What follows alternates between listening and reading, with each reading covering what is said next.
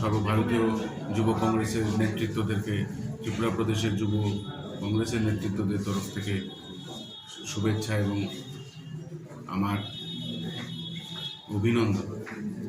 এই সম্মেলনে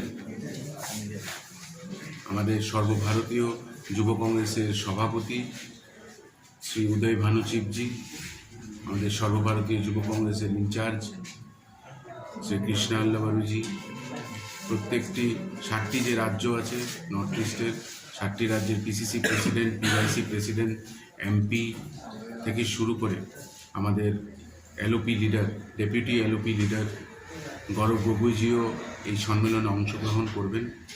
16ই তারিখ সকাল 10 ঘটিকা থেকে এই সম্মেলন শুরু হবে আগরতলাস্থিত টাউন হলে।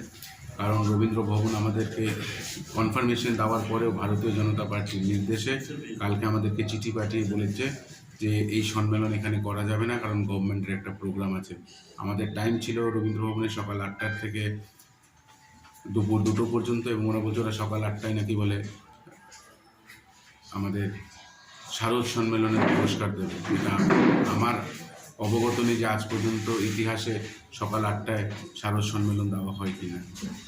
তো তাই আমাদের নতুন নির্ধারিত স্থান 16ই জানুয়ারিতে টাউন হলে, এবং আমি এই রাজ্যের প্রত্যেকটি যুবককে আহ্বান করব যে এটা ওপেন ফর অল, আপনারা সবাই আসবেন এবং সেখানে যে উত্তর পূর্বাঞ্চলের প্রত্যেকটি রাজ্য নিয়ে এবং স্পেশালি ত্রিপুরাকে নিয়ে যে যুব সংগঠনকে শক্ত করার জন্য, এবং যুব সংগঠন যে প্রবলেমকে ফেস করছে সেই প্রবলেমগুলোকে নিয়ে যখন কথা বলা হবে, এবং নিজের সেখানে একটা স্লটও আমরা দিচ্ছি যেখানে আমরা নিজের কথাও নেতৃত্বদের সামনে রাখতে পারবো। আমি এই আহ্বান রেখে প্রত্যেকটি যুবককে বলবো যে 16ই তারিখ আমাদের এই উত্তর পূর্বাঞ্চল সম্মেলনে সবাই যোগ দিন।